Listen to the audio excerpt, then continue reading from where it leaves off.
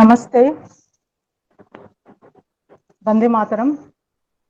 This is Manoshi Sinha, author, independent researcher on Indian history and ancient temples, and national spokesperson, Eternal Hindu Foundation. So, आज we are hosting a talk, और जो talk का topic है history of Ayodhya and historicity of Ramayana. Ayodhya का इतिहास और श्री राम का ऐतिहासिकता। तो इस विषय पर जो आज का जो टॉपिक है, इसका सजेशन दिया है Shri Sanjay Sharma ji, national convener eternal Hindu foundation. तो उनको बहुत बहुत धन्यवाद। और this talk is hosted in association with the Itihasa wing of Eternal Hindu Foundation. Our today's speaker is Sri Vedveer Arya. Vedveer Arya ji is the author of Chronology of India, and he is a researcher. And among the panelists, we have Subui Khan ji. She is a Supreme Court lawyer, a social activist, and a TV news panelist. And we also have with us Savio Rodriguez. He is a journalist. He is the founder of Goa Chronicle, and he also appears regularly on TV news channels as a panelist. So before we start with the topic, first let us give a brief background why we have chosen this topic today. तो 5 तारीख को राम जन्मभूमि पे भूमि पूजन होगा. It is a grand occasion in several centuries. So in the mid 16th century, this temple, this Ram Janambhumi temple, which was in existence, which was there since 1000 plus years, was demolished by the Mughal forces of Babur, and by his orders, a mosque was set up. And since then, we have been waiting for justice to be delivered. So we got justice, और अभी वहाँ मंदिर वहाँ बनेंगे और भूमि पूजन अभी होने जा रहे हैं. तो हमें श्री राम की जो ऐतिहासिकता है और रामायण का जो टाइमलाइन है और अयोध्या का जो इतिहास है, उसके बारे में हम जान ले फ्रॉम श्री वेदवीर आर्य जी. तो जब हम इतिहास की किताब में पिछले 70 साल से भी ज़्यादा से हम लोग जो इतिहास की किताबों में हम लोग रामायण एज ए हिस्ट्री हम लोग नहीं पढ़े हैं, because Ramayana by western scholars और बहुत सारे जो हमारे खुद इंडियन हिस्टोरियंस है, और they consider Ramayana as mythology और Shri Ram as a mythical character. और जो भी हमारा जो हिस्टोरिकल नैरेटिव्स है right from the ancient period till the medieval era, वो हिस्टोरिकल नैरेटिव्स में जो डिस्टोर्शंस और बहुत सारे उसमें वन साइडेड नैरेटिव है, लेकिन जो क्रोनोलॉजी है उसमें भी वन साइडेड नैरेटिव है और बहुत सारे डिस्टोर्शंस है. जब हम एंशिएंट इंडिया के बारे में बात करते हैं, तो हमारे इतिहास की किताबों में 1500 BCE as the start of Vedic civilisation हमें बताया जाता है, पढ़ाया जाता है.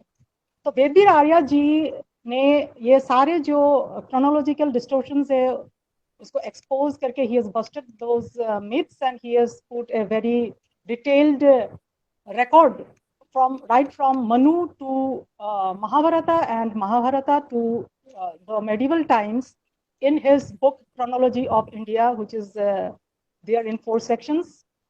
और इस बुक के जरिए हमें बहुत कुछ अपने इतिहास का जो क्रोनोलॉजिकल जो रियल क्रोनोलॉजी है वो हमें जानने को मिलता है. तो राइट फ्रॉम मनु द वैदिक पीरियड, फिर रामायण, फिर महाभारत, एंड आफ्टर दैट जो भी क्रोनोलॉजिकल जो भी हमारा इवेंट्स है वो सब सारे वेदवीर आर्य जी के किताब द क्रोनोलॉजी ऑफ इंडिया उसमें दिया गया है।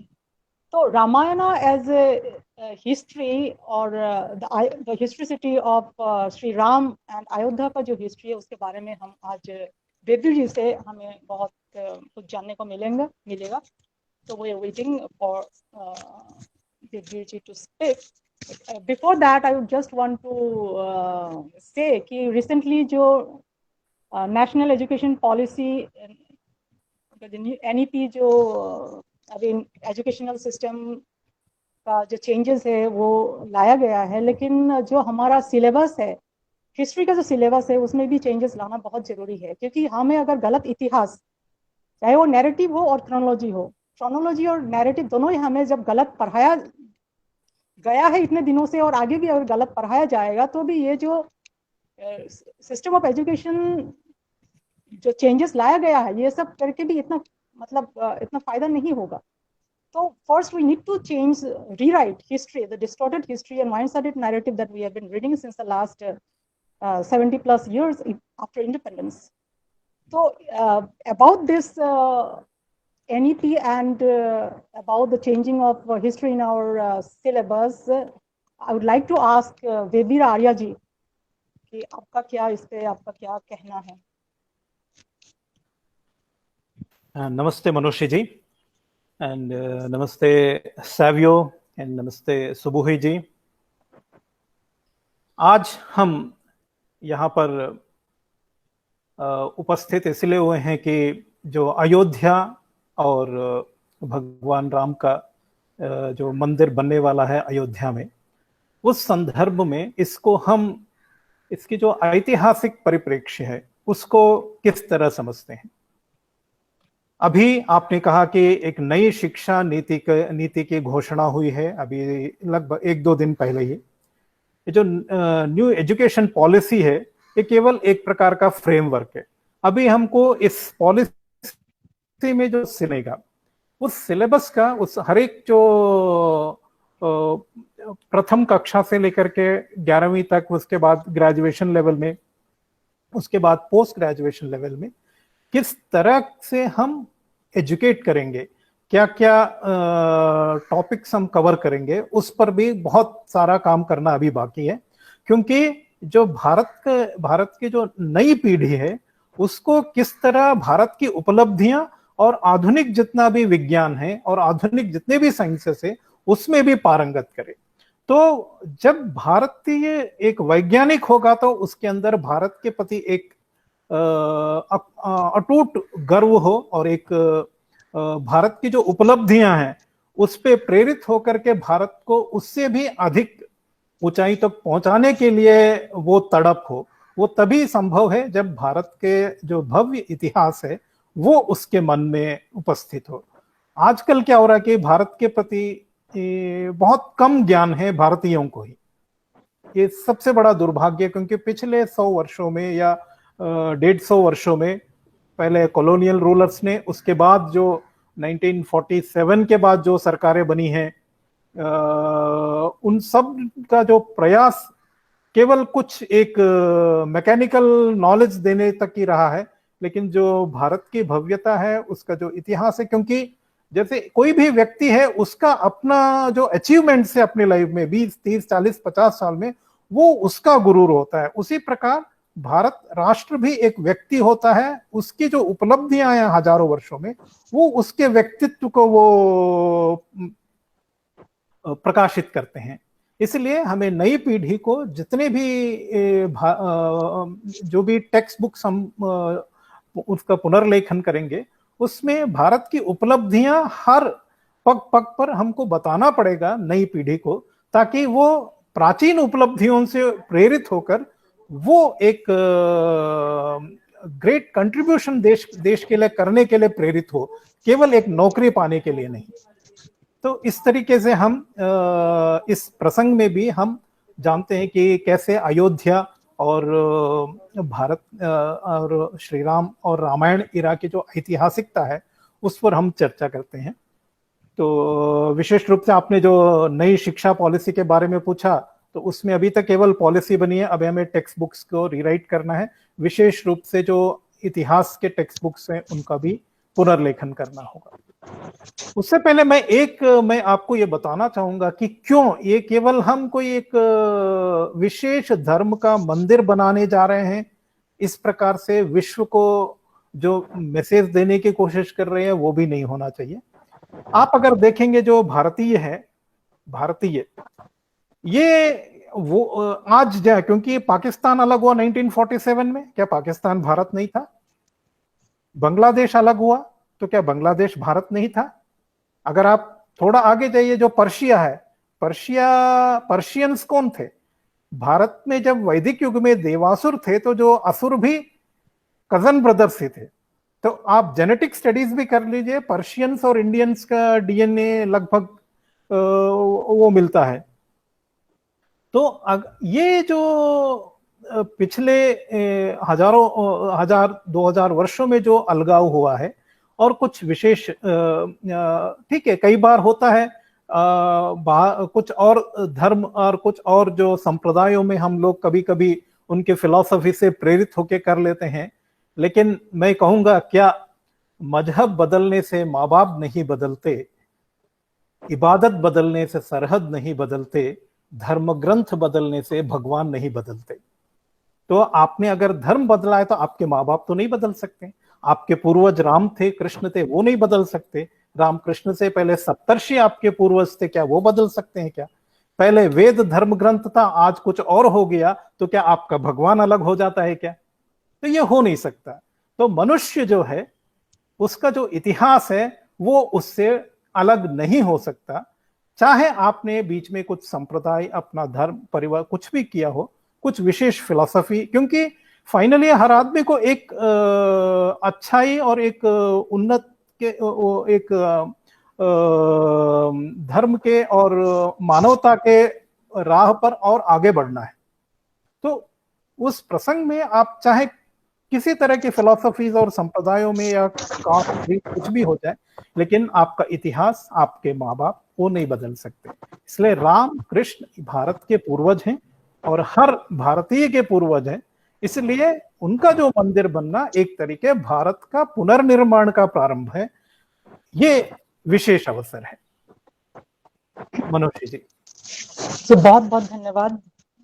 आपने बहुत अच्छे से बताए किस तरह से हमारा जो पूर्वज है कैसे भारत से जुड़े हुए हैं, जो पाकिस्तान, बांग्लादेश और पर्शिया, ये भारत से अभी अलग हो गए लेकिन रूट्स एक ही है। हाँ, अच्छा, ये रामायण जो हमारा एपिक है, इसे आदि काव्य भी कहा जाता है और इतिहासा भी कहा जाता है। जो मॉडर्न हिस्टोरियंस है वो, according to the modern historians, काव्य का मतलब है फिक्शनल स्टोरी। तो how would you address this problem with music? एक है ना, आप अगर केवल काव्य, एक आपने सबने सुना होगा न्यूटन का नाम, इज ए ग्रेट साइंटिस्ट। वो अपने किताब में क्या लिखते हैं कि ग्रीक की हिस्ट्री है ना, बिफोर अलेक्जेंडर, सारा पोएट्री में लिखा हुआ है, इसलिए that is not reliable, you can not, it is not trustworthy. After Alexander the history was written in prose, माने गद्य में लिखा गया है, इसलिए वो ट्रस्टवर्दी है। ये किस तरह की मानसिकता है? एक महान वैज्ञानिक इतनी मूर्खतापूर्ण बात कर सकता है कि काव्य में लिखने से वो फिक्शन होता है, गद्य में लिखने से वो जो है वो इतिहास या वो रियलिस्टिक होता है। ये एक गलत अवधारणा है। उसी अवधारणा से ग्रसित होकर आजकल इतिहासकार भी ये सोच लेते हैं कि जो भी पोएट्री में लिखा है वो मिथिकल है या फिक्शनल है, जो प्रोज में लिखा है वो। लेकिन अब एक देखा जाए, भारत में फिक्शन लिखने की कोई परंपरा है, there was no tradition of writing fiction in India. आप कोई भी, हमेशा हिस्ट्री बेस्ड जो स्टोरीज है उन्हीं के आधार पर भारत में जो है, चाहे पोएट्री लिखी गई हो या नाटक लिखा गया हो, सबका कोई ना कोई ऐतिहासिक है, क्योंकि हम इतिहास में जिन्होंने महान काम किया है उन्हीं के आधार पर। हाँ, ये हो सकता है कि किसी स्टोरी को थोड़ा एग्जैजरेशन हो जाता है, जैसे आज भी मूवीज में किसी स्टोरी को आप बहुत ग्लैमराइज करने के लिए कुछ एडिशनल इवेंट्स जोड़ देते हैं, वो कर देते हैं, लेकिन उसकी वजह से उस काव्य की या रामायण की ऐतिहासिकता जो है वो मिथक हो जाएगा, ऐसा नहीं है। क्योंकि वाल्मीकि स्वयं कह रहे हैं कि उनके समय में समकालीन व्यक्ति जो है राम के बारे में इतिहास लिख रहा है, वो किसी फिक्शनल कैरेक्टर के बारे में कैसे लिख सकते हैं। सबसे बड़ी बात तो है कि भारत में फिक्शन लिखने की कोई परंपरा नहीं है। हाँ, अगर आप देखेंगे पंचतंत्र और हितोपदेश, ये दो ग्रंथ ऐसे हैं जो कि एनिमल्स को कैरेक्टर बना के लिखा गया, और वो स्वयं कहते हैं कि ये मैं इस तरीके से मैं स्टोरी बना रहा हूं ताकि जो राजकुमार है जो उनके पास शिक्षा ग्रहण करने के लाए, उनको राजनीति का सही मायने समझा सकूं सरल भाषा में और रोचक ढंग से। तो केवल पंचतंत्र हितोपदेश को छोड़कर, वो भी जो है एक मूल उद्देश्य से उसमें लिखा गया है कि मैं राजनीति को समझाने के लिए ये रोचक तरीका अपना रहा हूं। लेकिन हमारे जितने भी काव्य आज तक लिखे गए हैं उसमें हमेशा ऐतिहासिक विषय को लेके लिखे गए हैं, किसी फिक्शन स्टोरी। तो फिक्शन का कोई मतलब ही नहीं है भारत में, ऐसा कोई परंपरा ही नहीं है कि कुछ फिक्शन लिखने का। और दूसरा है कि ये जो है ना माइथोलॉजी और हिस्ट्री, सबसे बड़ी बात है कि जो माइथोलॉजी क्या होता है, ये केवल हिस्टोरिकल स्टोरीज के थोड़ा एग्जैजरेट करके प्रस्तुत करने से वो एक माइथोलॉजिकल लगने लगता है। जैसे कि क्या हनुमान जी को भेजा तो वो जो है he ran so fast that he reached at very short time। तो वो बहुत ही जो सामान्य मनुष्य नहीं कर पाता है, तो ये एक एग्जैजरेशन होता है कि आप क्या उड़ के पहुंच गए। तो इसका मतलब ये नहीं कि वो हवा में उड़ते हुए जाके वहां जाके लैंड करे, इस तरीके से नहीं होता है। तो कुछ बातों को जब काव्यात्मक रूप से कहा जाता है और ऐतिहासिक तथ्यों को, वो एक तरह से लोग कह रहे थे माइथोलॉजी, इसलिए जो है पूरी ऐतिहासिकता को नकारना ये एक गलत मानसिकता है। क्योंकि वो नहीं चाहते हैं कि भारत का जितना भी भव्य इतिहास है वो हो रहा है, क्योंकि कॉलोनियल इरा में ये एक उनका अपना मोटिव था। क्योंकि वो नहीं चाहते कि ऐसे भारतीय उनके लिए चुनौती बने जिनके अंदर भारत के प्रति बहुत स्वाभिमान हो। क्योंकि वो लोग अंग्रेज केवल मुट्ठी भर लोग थे भारत में, उनको लाखों करोड़ों लोग जो स्वाभिमान से जगे होते तो उनके लिए बहुत बड़ी समस्या होती। इसलिए अंग्रेजों ने ये षड्यंत्र किया कि भारत में ऐसे लोगों को तैयार किया जाए जिनमें अपने देश के प्रति उतना स्वाभिमान ना हो, ताकि उनको वेस्ट के प्रति ज्यादा मोह हो। ऐसे लोगों को तैयार करना चाहते थे। तो उसी तरीके से उन्होंने शिक्षा पद्धति और लोगों की ग्रूमिंग उसी तरीके से की। लेकिन वाल्मीकि एक रामायण के समकालीन व्यक्ति थे, वो इतिहास लिख रहे थे, लेकिन कई बार इतिहास को रोचक ढंग से देने के लिए काव्यात्मक रूप से प्रस्तुत किया गया। तो इसलिए जो है रामायण एक ऐतिहासिक विषय पर लिखा हुआ काव्य है, किसी फिक्शन पर लिखा हुआ नहीं है। जी मनोषी जी। जी बहुत धन्यवाद, बहुत बहुत धन्यवाद। तो सुबुही जी, आपको हम काफ़ी सुनते हैं इन पब्लिक प्लेटफॉर्म्स और न्यूज़ चैनल्स में भी, अब अलग अलग विषय पे आप बात करते हैं। आप प्लीज़ वीरवीर जी से आप कुछ सवाल कीजिए pertaining to the Ramayana. Ji and Shri Ram. Sure. बहुत बहुत धन्यवाद मनोषी जी मुझे ये अपॉर्चुनिटी देने के लिए। वेदवीर जी, आपको हमेशा ही सुनना बहुत ज्यादा आई ओपनिंग लगता है। ऐसे ऐसे हिस्टोरिकल फैक्ट्स जो हम लोगों को किताबें पढ़ने में अक्सर समझ में भी नहीं आते हैं, जिन लोगों का हिस्ट्री बैकग्राउंड नहीं रहा है, आप उसको बहुत ही सरल और बहुत ही इजी टू अंडरस्टैंड लैंग्वेज में हमें बताते हैं। Thank you so much for that. धन्यवाद। एक क्वेश्चन मैं आपसे ये पूछना चाहती हूँ कि कई बार मुझसे यंग जनरेशन के लोग ये सवाल पूछते हैं, जिनको मतलब डेलिबरेटली, जैसा आपने बोला कि कॉलोनियल एरा में उन लोगों का एक एजेंडा ही ये था कि इनका स्वाभिमान खत्म करना है, इनको वेस्ट का गुलाम बनाना है ताकि चुनौती बन के ना उभर पाए भारत या भारतीय उनके लिए। तो उन युवाओं को जिनको भटका दिया गया है कई बार, उनको हमेशा हमारे कल्चर को बहुत रिग्रेसिव करके बताया जाता है कि ये तो मिथक हैं, इस तरह की स्टोरीज तो हो ही नहीं सकती, this is practically not possible. तो कुछ सवाल मुझसे यंग बच्चे आज के पूछते हैं, बोलते हैं कि मैम जो हमें ये कहानियां पढ़ाई जाती हैं उसमें हनुमान, बाली, सुग्रीव, इस तरह के लोगों को वानर बताया जाता है, और कि श्री राम की सेना में वानर थे, आदिवासी वनवासी थे, और उन्होंने समुद्र में राम सेतु बनाया। तो how is it practically possible कि वानर वानरों ने मिलके या भालुओं ने मिलके एक राम सेतु समुद्र में बनाया, या फिर जंग में श्री राम की मदद करी। इसका एक्चुअली में जो रियल रीजन है या जो रियल एक्सप्लेनेशन है वो मैं जानना चाहती हूँ, ताकि मैं आगे ये लोगों को बता पाऊँ कि how is it like practically possible, if at all, if it's possible. जी सुबह जी, आप अगर एक प्रसंग देखें, जब पहली बार हनुमान श्री राम जी से मिलते हैं तो वो दूर से देख लेते हैं कि श्री राम और लक्ष्मण दोनों आ रहे हैं। तो ये किष्किंधा के एक पहाड़ पे होते हैं, तो फिर वो उतर के जो है देखने जाते हैं कि कौन ले नए नए लोग जो कि बाहर से आए हैं, जो कि लोकल व्यक्ति नहीं है। तो एक बार मिलने जाते हैं। तो लगभग 1 घंटा बात होने के बाद राम कहते हैं कि मैं 1 घंटे से बात कर रहा हूं हनुमान से, लेकिन इन्होंने एक भी शब्द का गलत उच्चारण नहीं किया। तो इसका मतलब है कि इन्होंने तीनों वेद और बहुत सारे व्याकरण शास्त्र पढ़े होंगे। क्या एक वानर, क्या एक बंदर, क्या पूरे वेदों का और पूरे संस्कृत भाषा का इतना अच्छा ज्ञान रख सकता है क्या? तो संपूर्ण रामायण में, ठीक है, अगर सुग्रीव और वाली वो हैं, लेकिन हमेशा अंजना जो कि हनुमान की माता है और वाली की जो पत्नी है तारा, उनको एक स्त्री के रूप में ही वर्णन है। तो क्या उस समय केवल बंदर ही थे, कोई बंदरिया नहीं थी क्या उस समय?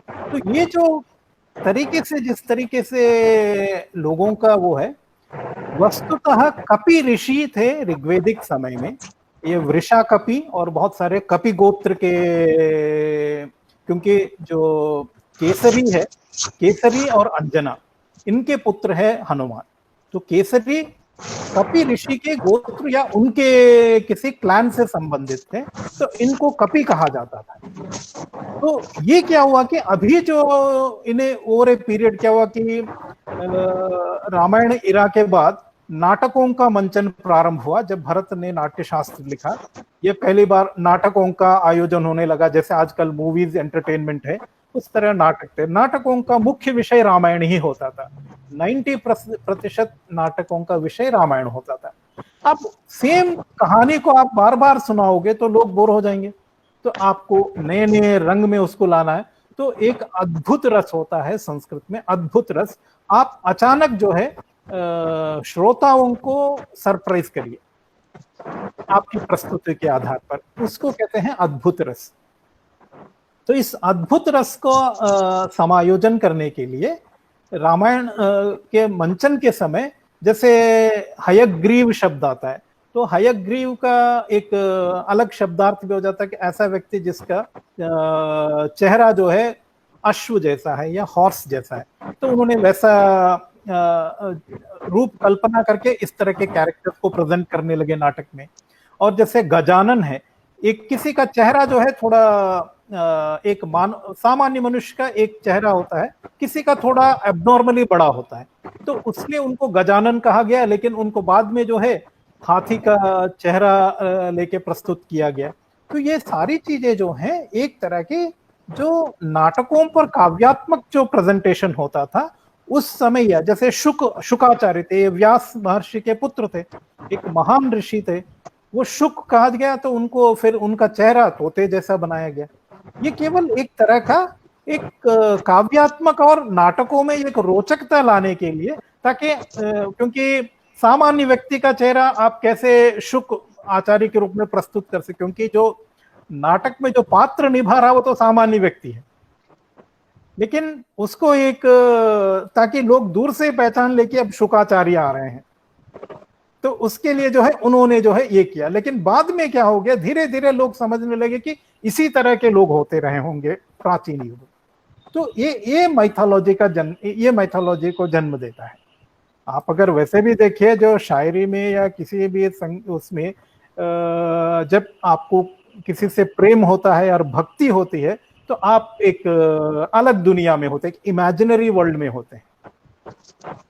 तो उस समय आपके इमेजिनेशंस जो है आपके लिए होते, इसीलिए कभी भी ये कहते हैं आपके पास ये होता है कि जैसे आप दोबारा सामान्य लाइफ में नहीं आना चाहते, क्योंकि इमेजिनरी वर्ल्ड इतना सुंदर होता है भक्ति में भी और प्रेम में भी। तो वो समय एक माइथोलॉजी साथ में जुड़ती जाती है। लेकिन इसका मतलब ये नहीं कि जो ऐतिहासिक व्यक्ति हैं वो उनका अस्तित्व ही बिल्कुल नहीं था, ये नहीं कहा जा सकता। इसीलिए जो है रामायण में जो वानर है या कपि है, ये एक विशेष कपि गोत्र से और उसके क्लैन से संबंधित व्यक्ति थे, जो कि किष्किंधा में उनका एक बड़ा राज्य था। उन्होंने श्री राम जी को सपोर्ट किया ताकि श्रीलंका में जाके, क्योंकि और एक समुद्र पर प्लानिंग करके बनाना, और इसी के साथ जो जाम्बवान भी है ना, जाम्बवान भी एक विशेष रिक्ष करके कुछ लोगों का एक क्लैन था, उससे संबंधित है। लेकिन क्या हुआ कि संस्कृत की भाषा लगभग पिछले 10-12 हजार वर्षों से इवोल्व होती रही है, तो क्या हुआ कि कुछ शब्द जो पहले एक सामान्य व्यक्ति के लिए यूज होता था, वो आज एनिमल के नाम के रूप में रूढ़ हो गया है। जैसे रिक्ष शब्द है, एक क्लैन का नाम था, एक कुछ लोगों का एक कई उनसे संबंधित था। अगर ऐसा है तो जाम्बवान की पुत्री जाम्बवती थी, उनका विवाह श्री कृष्ण जी से हुआ था। अब ये कैसे हो सकता है कि जाम्बवान भालू है लेकिन उनकी पुत्री जो है वो मनुष्य है? ये तो संभव ही नहीं।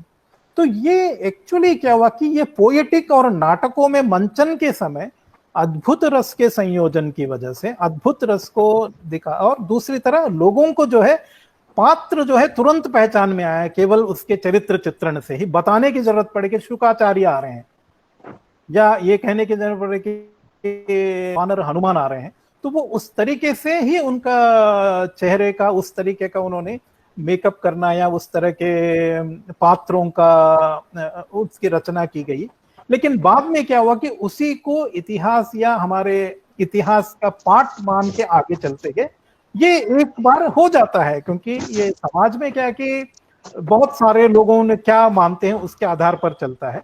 वो कई बार एक मिथ कुछ वो इतना सत्य भी नहीं होता तब भी मानने के, लेकिन क्या होता है कि वैज्ञानिक दृष्टि से उसके पीछे जो इतिहास है उसे हमें समझना है। हमारा काम ये है कि जो इतिहास के ऊपर जो मैथोलॉजी का इधर उधर जो डस्ट पड़ा हुआ है उसको हमें दोनों को सेपरेट करना है कि जो रियल हिस्ट्री क्या थी उसे सामने लाना, वही करना है। तो रामायण के समय में कोई वानर या कुछ बियर कैरेक्टर उस तरह के कोई थे, ये कहना एक ऐतिहासिक रूप से संभव नहीं है। उसके पीछे जो ऐतिहासिक घटना है उसको हमें समझना है। हाँ मनुष्य जी। जी बहुत बहुत धन्यवाद वीरवीर जी। तो जब आप नाटक के बारे में बात किए हैं, तो मैं असम से बिलोंग करती हूँ, तो हमारे वहाँ एसएमएस कम्युनिटी में नामघर है, जो टेम्पल्स है, वैष्णवाइट जो एक सेंट थे श्रीमंत शंकर देव, उन्होंने शुरू किया था। ये क्षत्रिय टेम्पल्स और इस तरह नामघर जो मंदिर है, उसमें हर साल में 1 महीने का वो नाटक होती है। उस नाटक में रामायण और महाभारत का सीन्स वहाँ पोर्ट्रे किया जाता है। तो मुझे वो आपने पूरा नॉस्टैल्जिक कर दिया नाटकों के बारे में रामायण के साथ जुड़ के। तो अच्छा, ये जो रामायण में ये कहा जाता है कि जो भारत और श्रीलंका के डिस्टेंस जो है वो 100 योजना बताया जाता है, और ड्यूरिंग द रामायण एरा, और एक योजना इज इक्वली रफली अराउंड 13 किलोमीटर्स। तो आप इसको कैसे how do you explain this? हाँ, ये एक बहुत बड़ी एक दुविधा है लोगों के सामने, क्योंकि रामायण में एक जगह ने कम से कम एटलीस्ट 15 to 20 प्लेसेस में ये लिखा हुआ है शतयोजन समुद्र। श्रीलंका और भारत के बीच में ये लगभग 100 योजन का डिस्टेंस था। तो आजकल क्योंकि महाभारत काल से लेके जो भी ग्रंथ लिखे गए हैं उन सब में योजन का मतलब 13 है, तो 1300 किलोमीटर्स। अब सी में 1300 किलोमीटर्स लेंथ, एक तो कि श्रीलंका और भारत के बीच तो इतना डिस्टेंस है नहीं। अगर कहीं कुछ भी होगा 1300 किलोमीटर का ब्रिज 5 दिन में बना सके, इवन टुडे आपके पास इतने मॉन्स्टर मशीन्स होते हुए आप नहीं बना सकते। तो ये कैसे संभव था? इसलिए भी रामायण की ऐतिहासिकता को लोग नकारते हैं। वो इसलिए कि उन्होंने योजन शब्द का जो क्या सही अर्थ था, क्योंकि ऋग्वैदिक इरा में और पोस्ट वैदिक इरा में अश्विन शब्द का प्रयोग होता था। अश्विन मतलब एक अश्व, एक हॉर्स एक दिन में कितने दूर तक जा सकता है। तो उस हिसाब से लगभग 15 to 16 या 20 किलोमीटर तक का एक मेजरमेंट था, उसको अश्विन कहा गया है। तो क्या हुआ, धीरे से वो अश्विन शब्द वो चला गया। हमारे पास योजन शब्द और क्रोश शब्द, तो रामायण में योजन और क्रोश इन दोनों का उल्लेख मिलता है। तो ये एक योजन है ना, वो लगभग 165 to 169 मीटर का ही लेंथ था, क्योंकि रामायण में भी कहा गया कि एक पारियात्र पर्वत है जिसकी हाइट जो है 100 योजन के आसपास है। How it is possible that hill can have a 1300 kilometres height? वो नहीं था। एक्चुअली योजन was equal to 165 and 169 meters only. If you refer to the Greek sources, they use a unit called stade or stadion. A stadion was equal to 160 or 169 meters. It varies from 150 to 200 meters. That's stadion. Actually, these Yavanas, those migrated before the Ramayana era, they just carried the unit of measurement of the yojana to the Anatolia, and they started calling it stade or stadion. Actually, this was in use in India. वो जो योजन है, that was equal to only 165 or 169 meters. Now you multiply 165 or 169 meters into 100, then it's actually 16 kilometers or 17 kilometers maximum. अगर आप वो जो श्रीलंका भारत के बीच में जो सी है उसको अगर आप सिमुलेट करिए, तो जब रामायण इरा में जब वो डूबने लगा था वो क्षेत्र, वो लगभग 15 से लेके 16 किलोमीटर तक का क्षेत्र था, जो धनुषकोडी और तलाईमन्नार के बीच में वो डूब रहा था। तो उस समय क्या किया गया, लो टाइड के समय में पत्थर, मिट्टी, पेड़ ये सब डाल के उसके जो लैंड का लेवल है उसको ऊपर उठाया गया, ताकि हाई टाइड के समय भी वो डूबे नहीं, ताकि रामेश्वरम से सारा लॉजिस्टिक सपोर्ट जो राम की सेना को चाहिए था, वो रामेश्वरम से ही वो लॉजिस्टिक सपोर्ट जा सकता था। तो एक तरीके से जो लैंड फिल करके प्लेटफॉर्म बनाया गया था, वो बाद में जब सी का लेवल बढ़ता गया वो वॉश आउट हो गया। तो जो भी अभी अवेलेबल है वो नेचुरल फॉर्मेशन ही है। उस समय जो लैंडफिल किया गया था वो रामायण इरा में, वो धीरे धीरे जब सी का लेवल बढ़ा तो वो सारा वॉश आउट हुआ है, कुछ पत्थर रह गए हैं, बाकी सारा तो नेचुरल फॉर्मेशन ही। तो ये एक्चुअली रामायण इरा में जो भारत श्रीलंका के बीच में जो ये जो दिखता है हमारे पास जो सैटेलाइट के इमेजेस में भी, ये वो क्षेत्र है जो सबसे ऊंचा क्षेत्र था उस एरिया का। तो वो एरिया जो है रामायण इरा में डूबना शुरू हुआ। ये अगर आप सी लेवल सिमुलेशन करेंगे तो 6000 BC के आसपास का समय आता है, इसलिए रामायण का समय उससे उसके बाद ही होना चाहिए। जो हम लोगों ने आपको पहले भी कई बार बता चुके हैं, वो त्रेता युग का अंत होता है। त्रेता युग 1200 वर्षों का था, 6777 BC से लेके 5577 के बीच में। तो जो 100 वर्ष है, अंतिम 100 वर्ष है 5677 to 5577 BC के बीच में रामायण के काल रहा है। जी मनुष्य जी बहुत बहुत धन्यवाद वेदवीर जी। अच्छा सेवियो रॉड्रिक्स जी, आपका ट्वीट्स पढ़ते रहती हो, बहुत पॉपुलर होते हैं, और आपको टीवी न्यूज़ चैनल्स में भी काफ़ी सोशल इश्यूज़ पे और भी काफ़ी सारे पॉलिटिकल इश्यूज़ पे आप बोलते हैं। And I have read your articles in Goa Chronicle also. अच्छा आप कुछ आप वेदवीर जी से आप कुछ पूछ सकते हैं इस विषय में, on the Ramayana. Thank you मनुष्य। Vedveer, I have a question. After the war, Sri Rama traveled to Pushpak Vimana from Sri Lanka to Ayodhya, right? Yes. How did he travel during the Ramayana era? Were there aerial vehicles at that time? Yes. Yeah, it's very relevant, and I think it is assumed that how the aerial vehicles ever existed in India even during the Ramayana era. Even let us assume that only 7,000 or 7,500 years before, how this aviation sector ever existed and other. True. But if you just refer it to both, because I think already mentioned, the Persians were actually Zoroastrians. So these Zoroastrians were actually had the heritage of Asuras.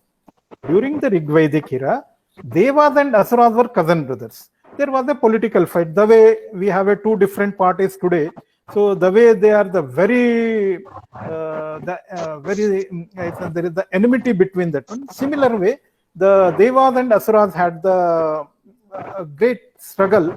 Then finally, Devas established their power in India. Then Asuras migrated to the Persian region. There is a reference in the Avesta. The Kai Khusro, he was the king of Kayanian dynasty. He traveled in a hot air balloon, and then from Iran to the Xinjiang in China. It is recorded in the Persian sources. So that Kai Khusro traveled using this hot air balloons. Actually, Indians, and especially the Asuras, because Ravana also belonged to the same Asura tradition, because we all call him as a Rakshasa. So the Asuras mastered this technology of making the hot air balloons.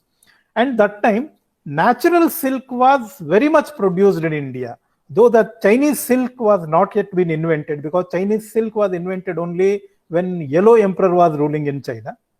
So as per the Chinese tradition, the Yellow Emperor's wife, she first time established that how to make the cloth of using the silk, organic silk. But natural silk was very much available in India since post-Vedic era. So that natural silk can be a very good fabric to make a balloon. And in Ramayana, it is mentioned, Tam Meru Shikharakaram. Means that was like even today in Hindu temples, the domes, the Gumbat kehte hain, the top portion of the temples, those are called Vimanas. Why? Because that used to resemble with the hot air balloon. The Gumbat, the domes on temples are called Vimanas because a Vimana was a hot air balloon. The hot air balloon used to look like the dome of a temple. So these hot air balloons existed, and but it was very limited. Very few powerful people used to patronize such technologies. So Asuras had this technology.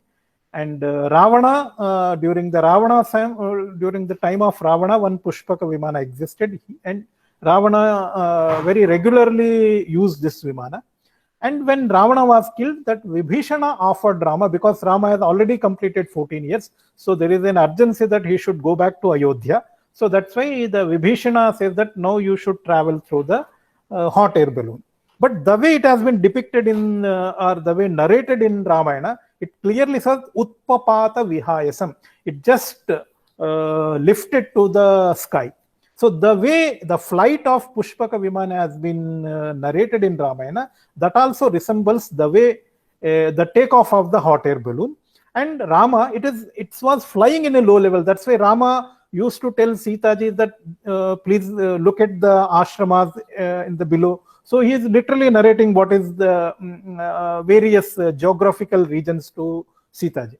So it's a hot air balloon, and every day in a morning time, within maybe a 2 hours, 3 hour flight, they used to reach 200 or 250 kilometers per day. So within 18 days, Sri Rama reached from Sri Lanka to Ayodhya. Later, this technology, since it was limited to few people, and naturally there may some major accidents may have been taken place though at that time. That's why slowly the technology, we just lost that. But still, probably some hot air balloon, because even I think Chinese also they used even for during the war times to lit up the enemy area, they used to send some hot air balloon with the lights. So this is well known to the Indians and as well as Persians, even Chinese, using the hot air balloons. So the Pushpaka Vimana was a hot air balloon, not a aeroplane the way we fly today. Savio.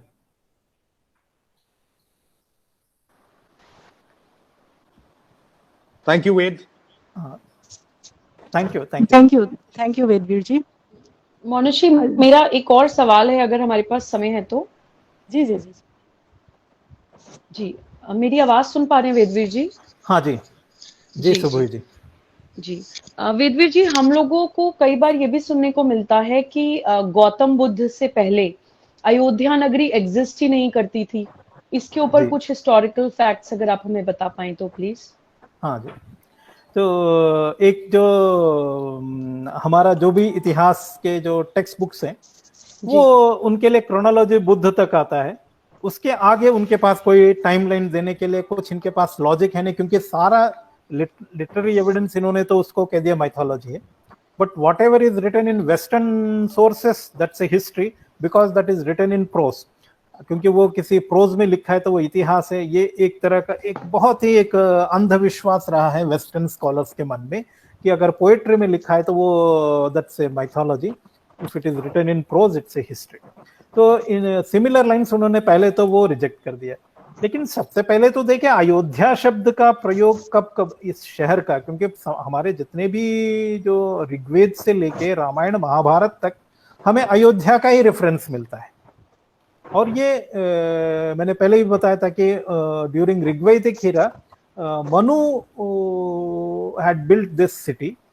And पहले जो है ना भारत के जो Rajasthan area जो सरस्वती नदी का क्षेत्र था वहां पर देवताओं का ज्यादा उनका शासन था. तो ड्यूरिंग अर्ली ऋग्वैदिक एरा में जो दो कजन ब्रदर्स में जो आपस में जो युद्ध हुआ उस समय बहुत सारा क्षेत्र जो है उनको हारना पड़ा. तब वो जो है सरयू नदी पार करके ये ईशान्य दिशा में. तो इसलिए ही हमारे जो परंपरा में भी ईशान्य दिशा को बहुत वो माना जाता है, काफी पवित्र और उस जगह. तो ईशान्य दिशा में जैसे वो सरयू नदी अयोध्या जो है भारत के ईशान्य दिशा में है. तो फिर वहां पर जब उन्होंने एक पुरी का निर्माण किया और पहली बार उन्होंने किलेबंदी का एक निर्माण कराया. उसके बाद जो असुरों के बाद युद्ध हुआ उसके बाद देवताओं का विजय होना प्रारंभ हो गया. इसीलिए अयोध्या का जो है एक बहुत ही महत्वपूर्ण स्थान है, और सरयू नदी का भी, क्योंकि सरयू नदी जो है हमारे लिए एक बहुत ही महत्व रखता है हमारे इतिहास में वैदिक युग से लेकर के. फिर उसके बाद अयोध्या हम रामायण, क्योंकि राजा सागर के समय में ये मांधाता का सारा इतिहास गुजरात से जुड़ा हुआ है, क्योंकि पहले वैवस्वत मनु, उनसे पहले जो है ये मनु का क्षेत्र था. उसके बाद सागर के समय में अयोध्या इक्ष्वाकु वंश की राजधानी दोबारा बन जाती है. फिर वहां से लेके अयोध्या का इतिहास रामायण तक तो बहुत ही भव्य रहा है. रामायण में जो अयोध्या नगरी का जो वर्णन किया गया है वहां पर बताया गया कि एक शहर जो है it was in a length 12 yojanas and breadth was almost half a yojana. अगर आप इसको अगर 13 किलोमीटर करेंगे तो ये तो बहुत वो ये एक्चुअली रामायण एरा में मैंने बताया कि 165 मीटर का योजन होता था. इस तरीके से 2 किलोमीटर लेंथ था और हाफ ए किलोमीटर उसकी चौड़ाई थी. तो ये अयोध्या शहर उस समय था.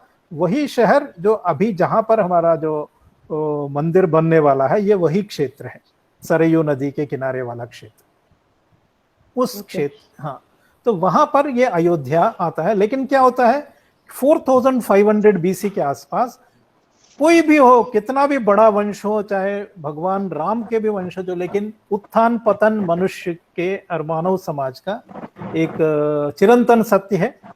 तो वो पतन होना स्वाभाविक था. तो एक अशक्त राजा थे अग्निवर्ण, उनके समय में इक्ष्वाकु वंश का फिर पतन प्रारंभ होता है.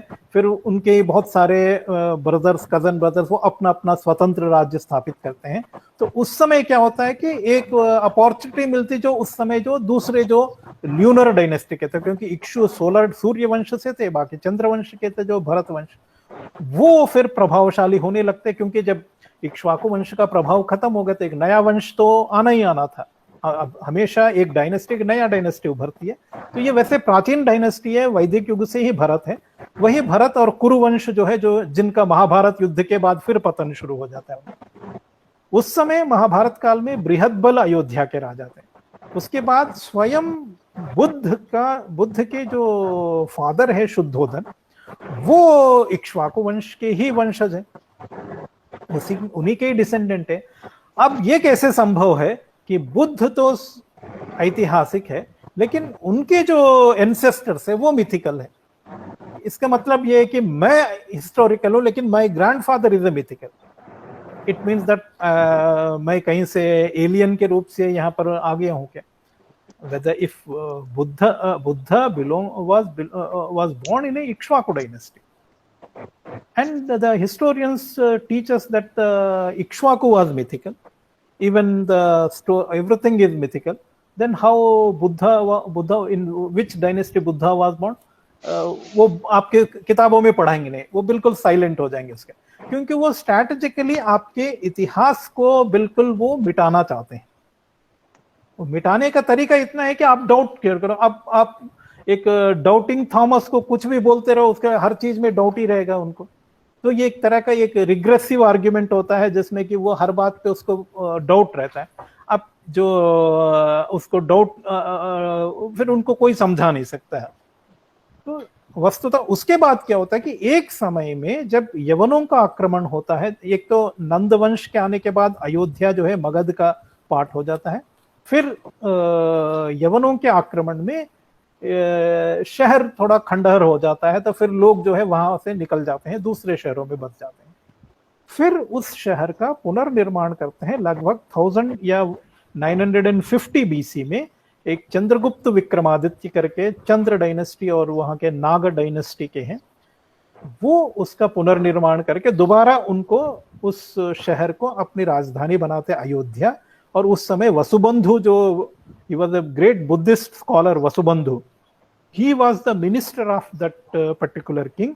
और ये पूरा नरेशन जो है ये अयोध्या राजधानी विक्रमादित्य और उनके सभा में वसुबंधु ने क्या क्या लिखा, ये एक चाइना में एक मैन्युस्क्रिप्ट है, उसके अंदर लिखा हुआ है। हमें वहां से ये हमारे यहाँ भी सोर्सेस से, लेकिन बुद्धिस्ट सोर्सेस से भी मिलता है, क्योंकि वसुबंधु के बारे में उनको लिखना था। तो वो वसुबंधु का जो लाइफ है या उनकी जो बायोग्राफी लिखी गई है, उस समय जो तथ्य मैं बता रहा हूँ ये स्पष्ट रूप से लिखा है। तो वो इसी तरीके से, क्योंकि वो सोचते हैं कि वसुबंधु के समय ही अयोध्या बनी है, उससे पहले अयोध्या नहीं था। ये नहीं सोचते कि जो यवनों के समय में जिस शहर को खंडहर बनाया गया था उसका पुनर्निर्माण करके अयोध्या है। लेकिन ये जो है पुराना इतिहास को वो किसी तरह नजरअंदाज कर देते हैं, आपको वहां से शुरू करते हैं। तो फिर लगता है कि ये बुद्धिज्म के आने के बाद ही अयोध्या का अस्तित्व, उससे पहले अयोध्या शहर नहीं था। ये सारा कुछ है कि हमारे इतिहास को मिटाने के जो प्रयास है उसी का ही एक भाग है। वस्तुतः अयोध्या हमारे प्राचीनतम शहरों में से एक है और भारत के उत्तर भारत की एक राजधानी रही है लगभग 6 से 7 हजार वर्षों तक। तो ये इतना भव्य इतिहास है अयोध्या का। जी बहुत ही एनलाइटनिंग और आई ओपनिंग फैक्ट्स आपने बताए, और जो आपने एक एग्जांपल दिया है कि मैं अगर हूँ तो मैं हिस्टोरिकल हो गया, जो मेरे ग्रैंडफादर है उसको मिथिकल कहा गया। हाँ। तो ये भी बहुत ही ज्यादा, ये सबसे बड़ी ट्रेजेडी है भारतीयों के साथ, क्योंकि वो अचानक आपका इतिहास स्टार्ट हो जाता। अभी देखते कि हमको लिखना नहीं आता था, कहते कि अशोका से पहले भारतीयों के पास कोई स्क्रिप्ट ही नहीं थी, इसीलिए श्रुति कहा जाता था। लेकिन जो अशोका के समय में जो ब्राह्मी स्क्रिप्ट है, it is the most advance script, पूरा फोनेटिक स्क्रिप्ट है, पूरा फोनेटिक वो है। क्या अचानक भारतीयों को इतना एनलाइटनमेंट हो गया कि दे जीरो से एकदम एडवांस नॉलेज में कैसे पहुंच गए? कोई इतिहास क्यों नहीं है? yes, yes. अब आज भी जो है वेस्टर्नर्स ABCD में उनके पास अभी भी नहीं पता कि फोनेटिक स्क्रिप्ट की वजह से आपको स्पेलिंग्स याद करने के लिए आपका बच्चों की कितनी एनर्जी वेस्ट हो जाता है स्पेलिंग्स याद करते करते। वो नॉलेज नहीं है।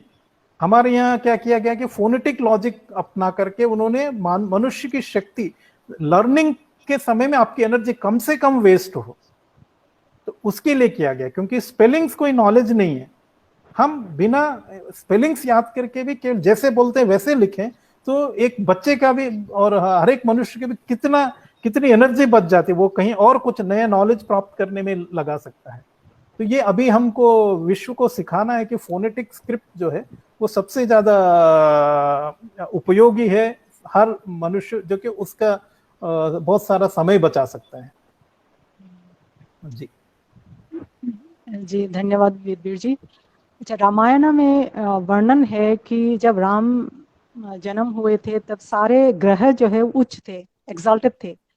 तो ये एक एस्ट्रोनॉमिकल एविडेंस क्यों नहीं हो सकता? और आप जो राम के जन्म से लेकर जो सीरीज ऑफ इवेंट्स हुए थे, कब वो वनवास पे गए, कब वो राम राज्य कब स्थापित हुआ, इसका एक टाइमलाइन के बारे में आप प्लीज बताएं वेदवीर जी। एक हमारे पास है ना, क्योंकि एक तो है रिचुअल और जो हमारे लिए बहुत ही सैक्रेड टेक्स्ट हैं, जैसे वेद है, ब्राह्मण है, आरण्यक है।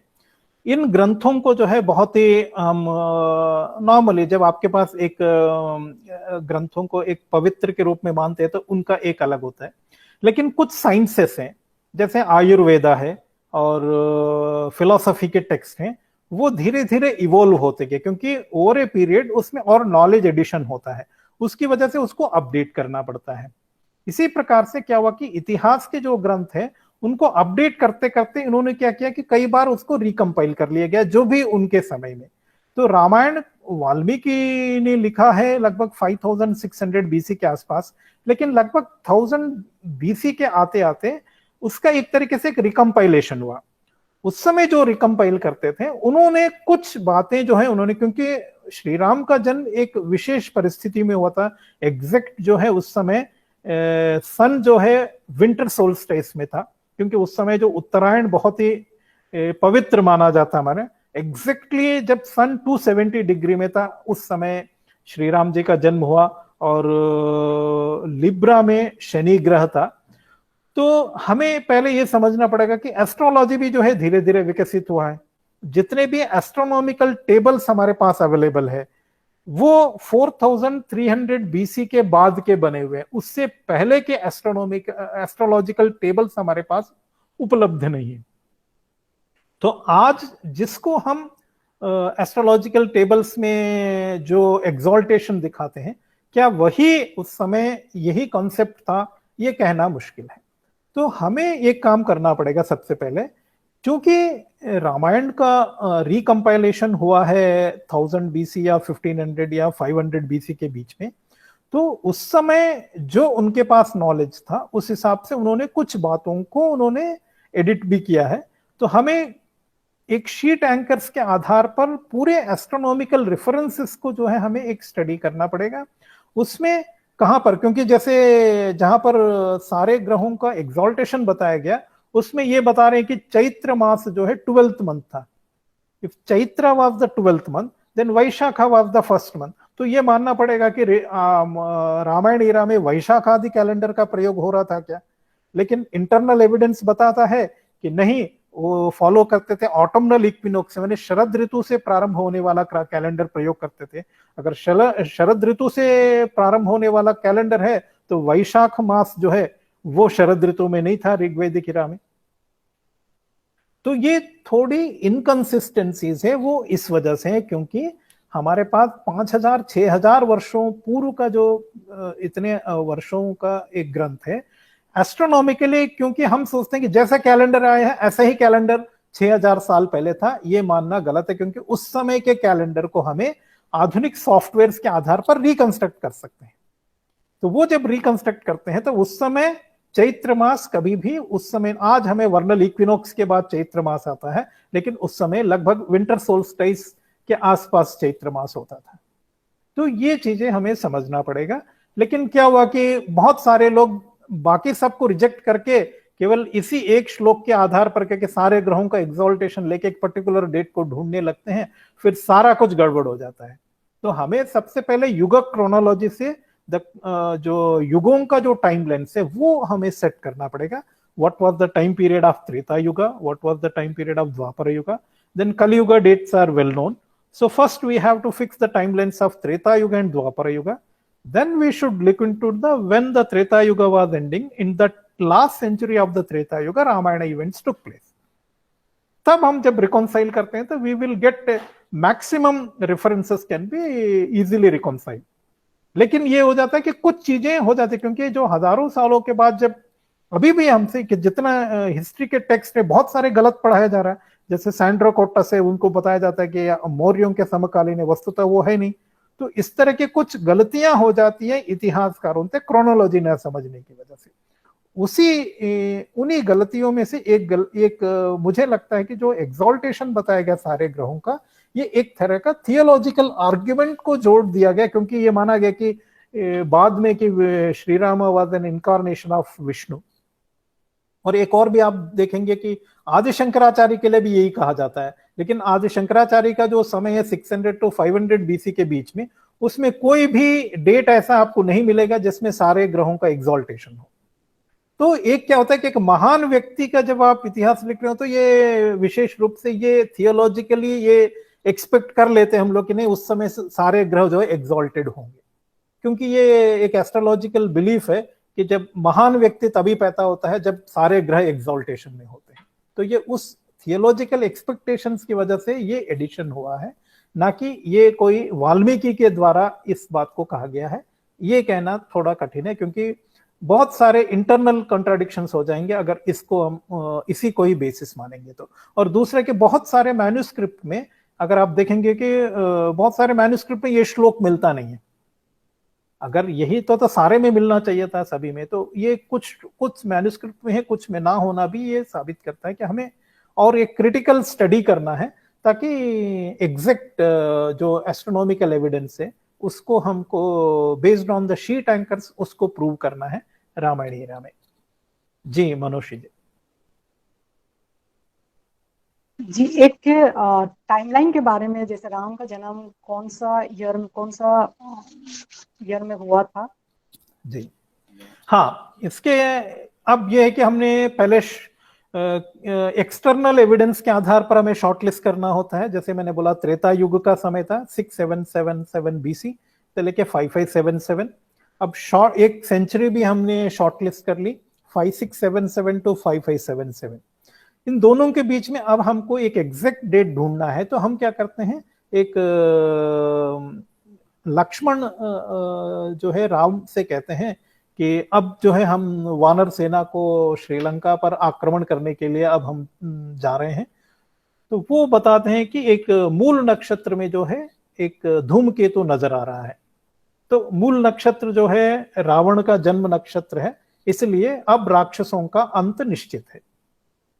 तो जो इस तरीके से जो ये जो एस्ट्रोनॉमिकल एविडेंस है, इसको जब हम सॉफ्टवेयर के आधार पर देखते हैं तो ये एग्जैक्टली जो है जिस डेट के बारे में लक्ष्मण कह रहे हैं वो 4 सितंबर 5635 BC है, 5635 BC.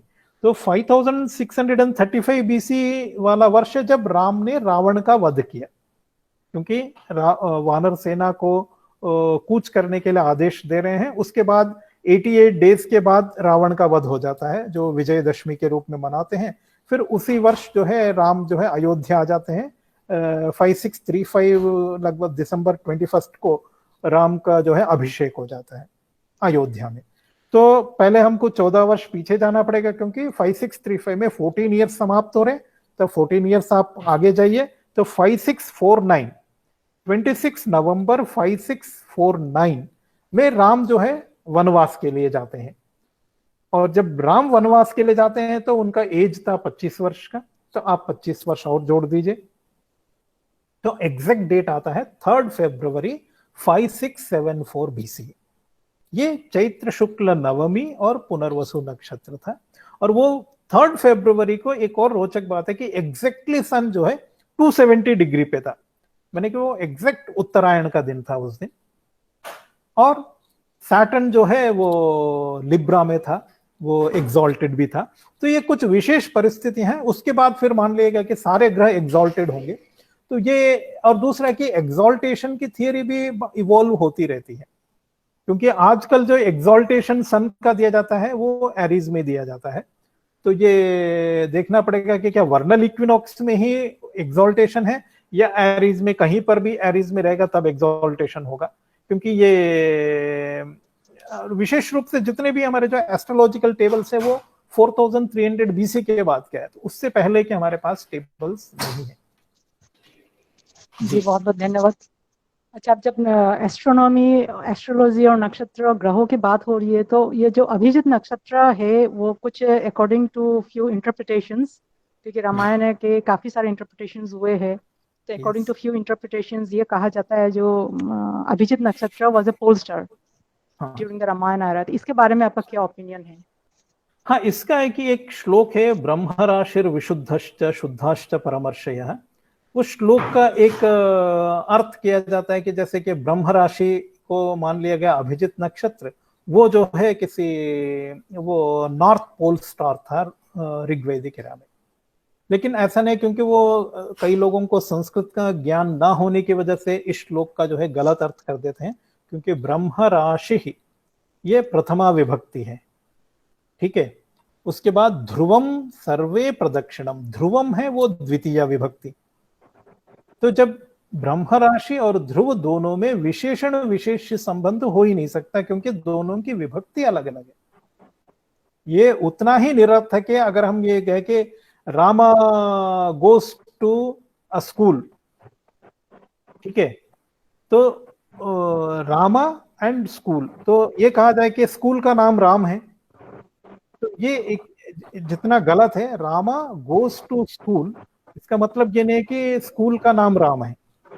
तो यहाँ पर श्लोक में कहा कि ब्रह्म राशि जो है ध्रुव के चारों ओर प्रदक्षिणा कर रहा है, तो यहाँ पर अर्थ किया गया कि ब्रह्म राशि ध्रुव है, तो वो उतना ही निरर्थक है। तो ये एक तरह का संस्कृत का ज्ञान ना होने की वजह से इस तरह का इंटरप्रिटेशन हो रहा है। इसलिए जो है जितने भी इंडोलॉजिस्ट हैं या जो भी भारतीय इतिहास में, भारतीय क्रोनोलॉजी में रिसर्च कर रहे हैं, उनको संस्कृत का गंभीर ज्ञान होना बहुत जरूरी है। नहीं तो क्या होता है कि बहुत सारा अर्थ का अनर्थ कर देने की वजह से बहुत सारे एक नए ऐसे कंसेप्ट पैदा हो जाते हैं, फिर उससे और नई मैथोलॉजी पैदा हो जाती है जो कभी इस तरह की बातें ना की गई।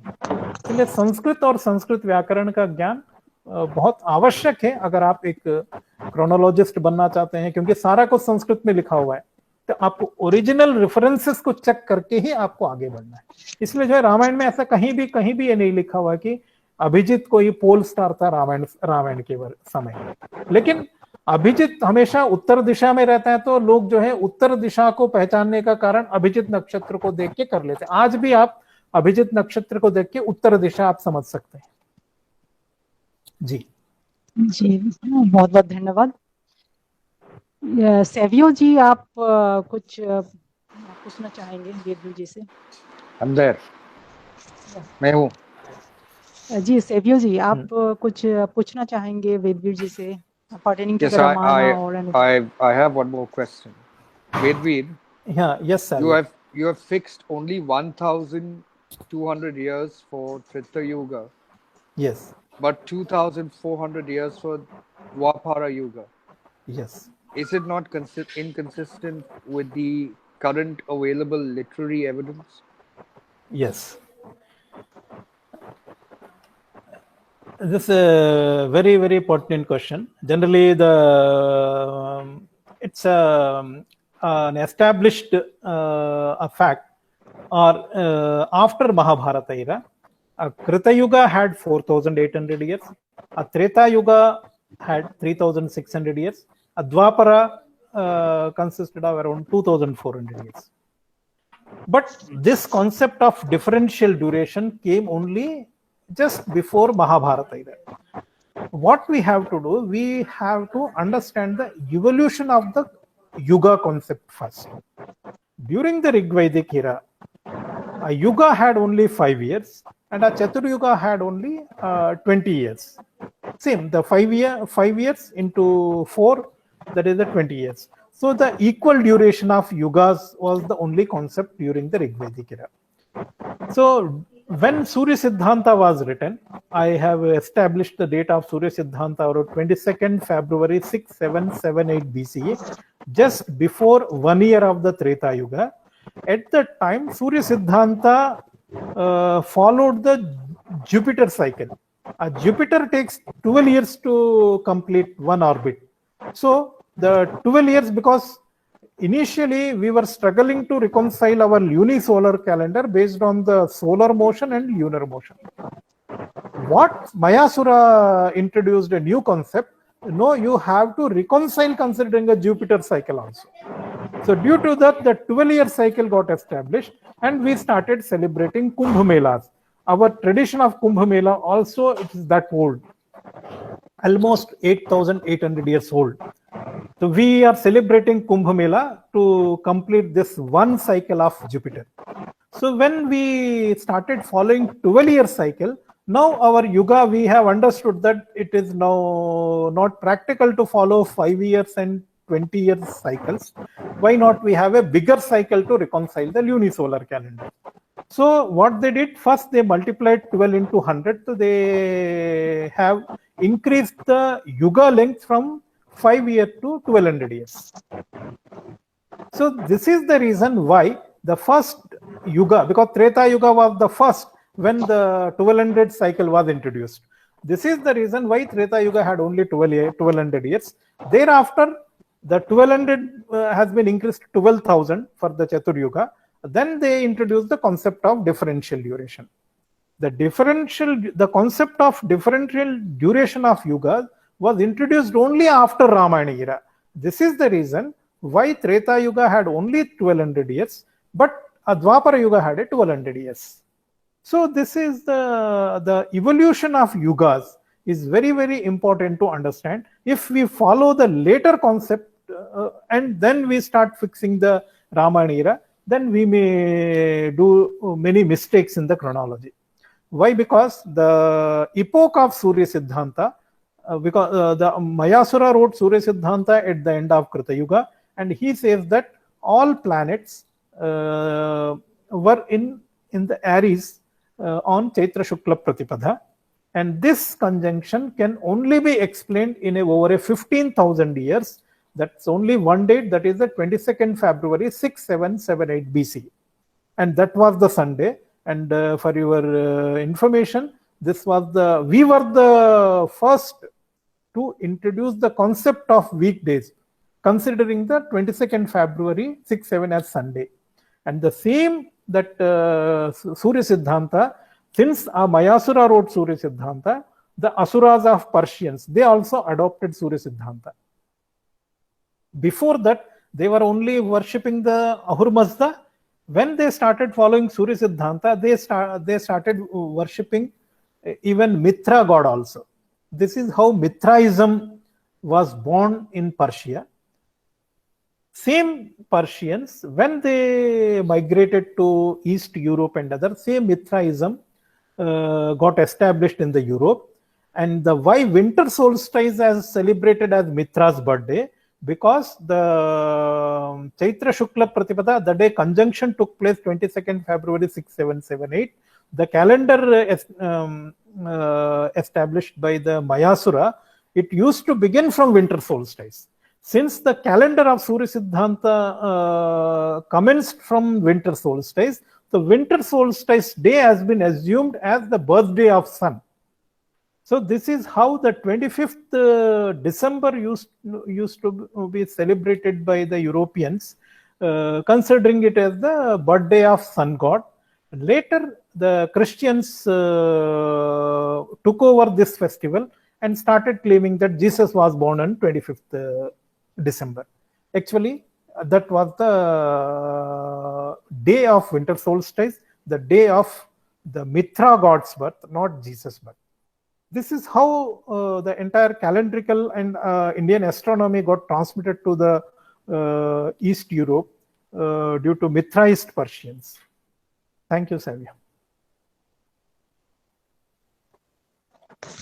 It's very eye-opening and enlightening, Vedvirji. Thank you, Ved. Thank you, Savia. Yes, Manoj. Yeah. तो रामायण में 4 दंत वाली हाथियों का वर्णन है. क्या रामायण एरा में 4 दंत वाली हाथियां एग्जिस्ट करते थे, वेदवीर जी? हाँ जी, ये एक है आपके 2 जगह इसका वर्णन आता है. एक समय जब त्रिजटा जो है अपने स्वप्न में देख रही हैं कि श्री राम जो है ये 4 दांत वाले हाथी पर बैठ के वो आ रहे हैं। और एक और जगह है जहां पर ये वर्णन ये कहा जाता है कि रावण का जो महल था उसके सामने जो है ये चतुर्दंत के 4 दांत वाले जो हाथियों का एक ये भूषितम वर्ड आता है, अलंकृत है। तो वो ये इंडिकेट करते हैं कि जो महल का जो मुख्य द्वार था उस द्वार पर बहुत सारे स्कल्पचर्स बने हुए थे। उन स्कल्पचर्स में थे 4 दांतों वाले हाथियों का भी स्कल्पचर रहा होगा, ठीक है। लेकिन फिर भी उस समय लोगों को कैसे पता था, क्योंकि कोई अभी वर्तमान पर जो समय हमारा कोई 4 दांत वाला कोई हाथी तो है नहीं अभी, तो उस समय था तो क्यों उनके पास इस तरह की स्मृति थी कि वो 4 दांतों वाले हाथी भी रामायण के युग में थे क्या। तो इसकी 2 संभावनाएं हो सकती, क्योंकि ये साइंटिफिकली एस्टैब्लिश फैक्ट है कि जो ये 4 दांत वाले हाथियों का समाप्त हो गया लगभग होलोसीन पीरियड में। ये जो होलोसीन पीरियड आता है 11,000 टू 10,000 या 9,000 बीसी के आसपास, इस बीच में, तो उस समय ये 4 दांतों वाले हाथियों का अस्तित्व रहा होगा। उनके समाप्ति के बाद वो स्मृति जो है 4 दांतों वाले हाथियों की स्मृति वो नेक्स्ट 3,000 ईयर्स तक वो बना रहा होगा। लोग चित्र बनाते रहे, वो एक जनरेशन से दूसरे जनरेशन को ट्रांसमिट होता रहा होगा। एक संभावना ये है। ये भी संभावना है कि चाइना और ये जो हमारे जो साउथ ईस्ट एशिया है, इंडोनेशिया, और उस समय वहां पर संभव है कि कुछ 4 दांतों वाले हाथी वहां पर उपलब्ध होते रहे होंगे रामायण ईरा में। वहां से ट्रांसपोर्ट भी किया जा सकता है, लैंड रूट से भी लेके जा सकते हैं, शिप से भी लाया जा सकता है, क्योंकि पूरा आपको बर्मा से लेके इंडोनेशिया तक कनेक्टेड ही था, आपको केवल वहां से जाके लेके आना है। और उसके बाद श्रीलंका में उनको संरक्षित किया होगा, जैसे जू में होता है उस तरीके से आप कुछ प्राणियों का संरक्षण संभव है। तो बस आपको इतना करना है कि जो रामेश्वरम आने के बाद आपको वहां से शिप से ट्रांसपोर्ट करना है श्रीलंका तक, तो ये भी संभव है कि, लेकिन जो ये तथ्य है कि रामायण में 4 दांतों वाले हाथियों का वर्णन मिलता है। एक जगह त्रिजटा के स्वप्न के रूप में आता है, दूसरी जगह रावण के महल के ऊपर स्कल्पचर्स के रूप में बने हुए होते थे। तो उस समय 4 दांत वाले हाथियों हो सकता है उस समय तक रहे हो, क्योंकि आज तक आर्कियोलॉजिकल एविडेंस नहीं मिला है कि ये कह सके कि 5,000-6,000 बीसी के आसपास 4 टस्क एलिफेंट्स एग्जिस्ट करते, उसका कोई भी आर्कियोलॉजिकल एविडेंस नहीं मिला है भारत में। लेकिन चाइना और इंडोनेशिया में ये एग्जिस्ट करते थे, लगभग मिलियन ईयर्स पहले भी थे। वो हो सकता है 10,000 11,000 बीसी तक भी रहे हो। जब वहां तक रहे हो तो हो सकता है कि 2-3 हजार साल तक भी वो उनका अस्तित्व रहा हो सकता है। तो अब कहना ये बहुत मुश्किल है। तो मुझे जहां तक संभव था, अब हमको यही मानना चाहिए कि रामायण युग तक जो है एक स्मृति रही है, या एक संभावना यह है कि रावण जो है उस समय उनके पास श्रीलंका में कुछ ऐसे 4 दांत वाले हाथी केवल रावण के पास ही रहे हों, पूरे भारत में नहीं थे वो, केवल रावण के पास ही ये कुछ ऐसे हाथी उनके पास हो सकते हैं। अभी भी ये आर्कियोलॉजिकल स्टडीज चलेंगे तो एक बार पता लगेगा कि इनके, क्योंकि पहले सोचते थे कि ये लगभग मिलियन ईयर्स पहले, फिर बाद में कहा गया कि ये 20,000 बीसी में ही इनका ये एक्सटिंक्ट हो गए थे, लेकिन लेटेस्ट एविडेंस कहता है कि वो लगभग 11,000 बीसी तक इसका एविडेंस मिलता है, आर्कियोलॉजिकल एविडेंस।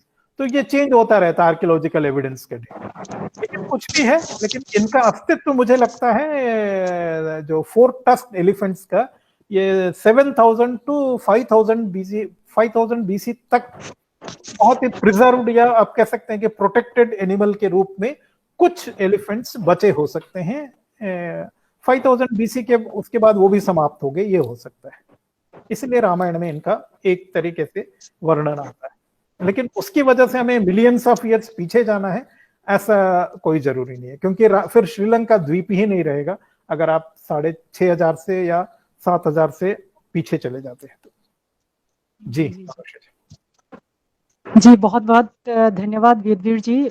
आज का जो सेशन था, बहुत सारे हमने प्रश्न जो मन में डाउट्स थे वो from the viewers perspective, from my perspective, और सेवियो रॉड्रिक्स जी, सुबुही खान जी, उनके तरफ से भी जो भी प्रश्न आए, तो सारे फैक्ट्स, बहुत सारे फैक्ट्स जो है pertaining to the historicity of Ayodhya and Ramayana and Shri Ram, वो आज आपने बहुत अच्छी तरह से एक्सप्लेन किया है with historical facts and evidences.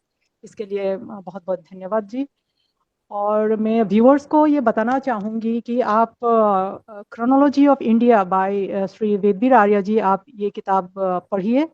ये 4 पार्ट्स में है। तो इसमें right from Manu to the medieval period, जो उसमें वैदिक एरा, रामायण, महाभारता, जो क्रोनोलॉजिकल जो भी नरेशंस है वो सब आपको इसमें वर्णन है विथ एविडेंसेस।